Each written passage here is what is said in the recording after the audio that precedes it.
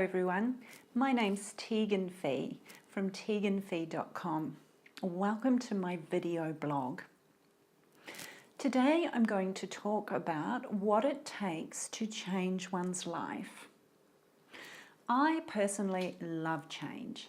I thrive on it, so much so that 3 years ago I packed up my life in Australia and moved to Mexico. And when I told people what I was doing, I was often met with, "Oh my God, how can you do that? I could never do what you're doing. Aren't you afraid?" Well, yeah, part of me was terrified, but I'd learnt over the years to embrace fear and to trust my inner guidance.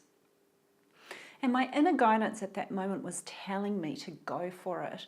And I did go for it. And it was and has been the most amazing, life-changing experience. I like to think of change as stretching our comfort zone. So if you imagine a rubber band being stretched, it can be uncomfortable. And this applies to any kind of change, including changing habits and beliefs. It's uncomfortable because it's unfamiliar. It's outside of our comfort zone. It's like flying to a new country on your own. You may have dreamt about it for months and felt excited about going, but when you get there, your fears rise up and you start to question whether you can really do this on your own. You see, sometimes we get to the point where we start to see change, or we make a change happen, we stretch our comfort zone, and then we freak out because it's unknown territory. It's out of our comfort zone. And then we contract back into safety, back into our comfort zone. So in the case of the person flying overseas, they may fly home because it's all too much. Well, I want you to know that you can do it.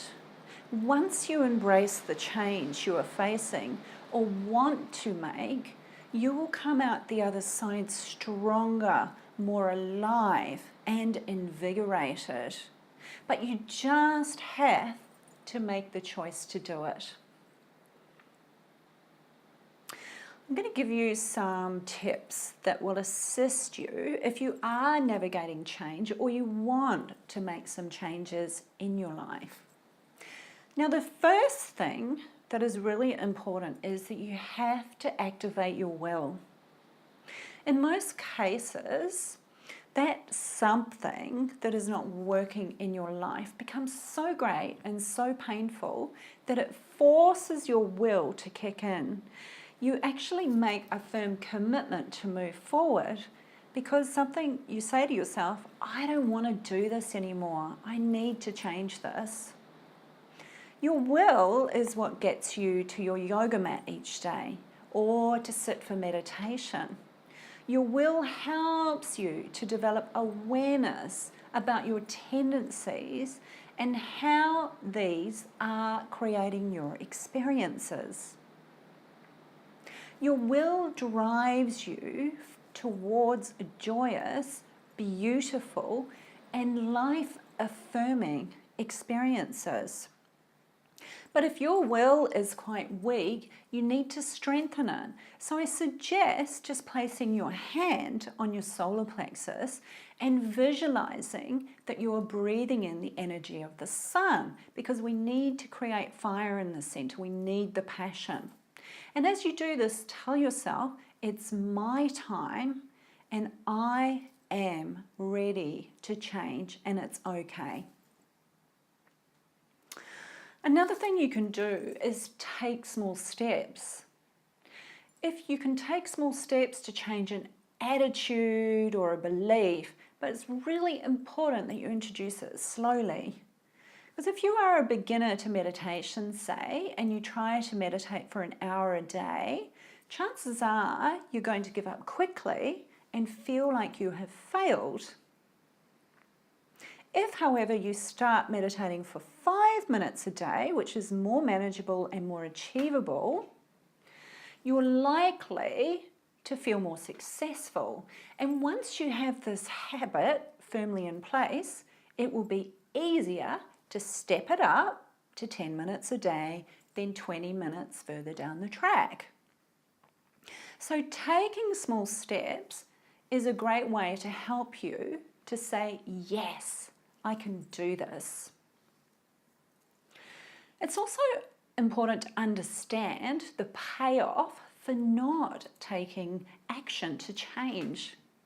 There is always a payoff for everything that we do, both positive and negative.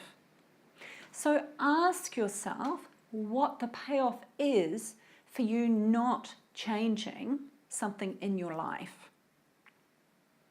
If you are a victim, for example, and blame others and situations for your unhappiness, maybe the payoff is that you receive attention and even admiration when you recount or tell your victim stories. If you know that meditation works and it makes you feel better and you don't do it, then maybe the payoff is that you are avoiding the possibility of failure. And often payoffs are unconscious. So analysing your payoffs will help you to understand why you are resisting change. I also suggest asking for help. Sometimes we need support from others, either from a friend or a professional, in order to help us to change. We just need to allow ourselves to be vulnerable enough to ask for help. Change is so much more palatable and fun when we engage with it socially and ask for support. Another thing that can greatly help us with this whole journey of change is to write down what the change looks like to you. So what it is that you want to change, write it down. You may even like to create a vision board or something that gets you excited about the step that you are taking.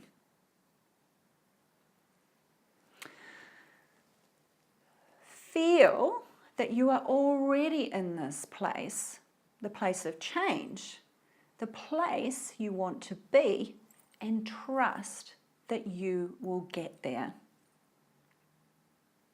And the most important thing is to embrace the change you are making and know that by taking action, you are making a powerful statement that you are showing up for you.